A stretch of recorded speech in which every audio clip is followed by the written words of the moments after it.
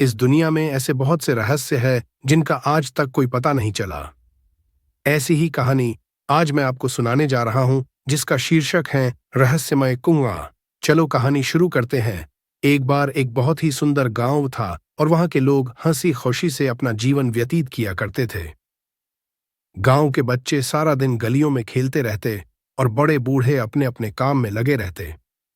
सभी का जीवन सामान्य चल रहा था। उन्हीं गांव वालों में एक चरवाहा रहता था। वह रोज अपनी गायों को सुबह जंगल में घास चराने के लिए जाया करता और शाम को वापस आ जाता।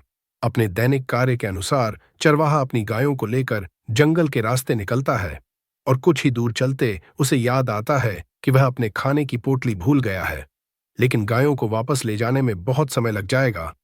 इसलिए वह भागते हुए वापस अपने घर पहुंचता है और वहां से खाने की पोटली लेकर वापस अपनी गायों के पास आता है, लेकिन उसकी बहुत सी गाय वहां से जा चुकी होती है। चरवाहा परेशान हो जाता है।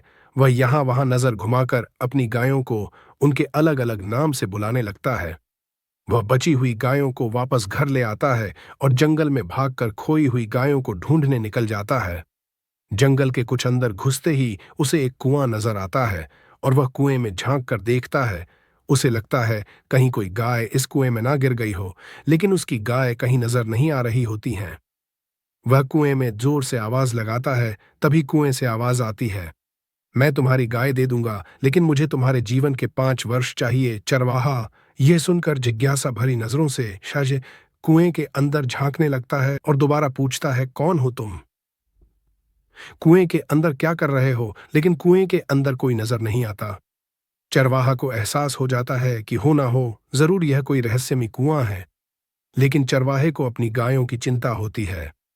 वह कुएं के अंदर झांककर हामी भरते हुए कहता है, कोई बात नहीं, तुम मेरे 5 वर्ष का जीवन ले लो, लेकिन मुझे अभी मेरी सारी गाय चाहिए। और अचानक उसकी सभी गाय आसपास दिखने लगती है, लेकिन चरवाहा अचानक शरीर से कमजोर दिखाई देने लगता है। उसके चेहरे में झुर्रियां आ जाती है और वह ऐसा लग रहा था जैसे कुछ वर्षों के बाद वह दिखने वाला था। लेकिन वह अपने स्वास्थ्य को संभालते हुए अपनी गायों के साथ अपने गांव वापस आ जाता है और गांव वालों को कुएं की बात बताता है। लेकिन गांव वाले उसकी बात का यकीन नहीं करते। उन्हें लगता है चरवाहा उनसे झूठ कह रहा है, लेकिन चरवाहे के चेहरे को देखकर यह साफ पता चल रहा था कि चरवाहा एक ही दिन में कुछ वर्षों के बाद की तरह दिखाई देने लगा था। गांव के कुछ लोग चरवाहे की बात का पता लगाने के लिए तैयार होते हैं और वह भी चरवाहे के साथ जंगल जाने का फैसला करते हैं। जब वह कुएं के समीप पहुंचते हैं तो उसमें से एक बुजुर्ग व्यक्ति कुएं के अंदर झांक कर आवाज लगाते हैं, कोई है आए हुए। सभी लोग खड़े होकर यह नजारा देख रहे होते हैं, लेकिन कुएं के अंदर से कोई आवाज नहीं आती। तभी बुजुर्ग व्यक्ति चरवाहे से कहते हैं कि तुम तो कह रहे थे कि यहां कोई बोलता है, लेकिन कुएं से तो आवाज नहीं आ रही।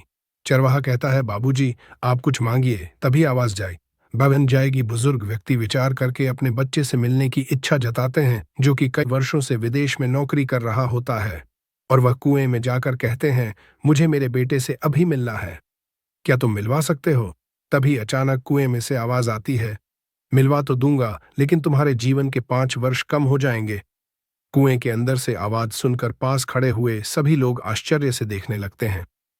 तभी बुजुर्ग सोचते हैं, अब तो मरना ही है, क्या करूंगा ज्यादा जिंदगी का।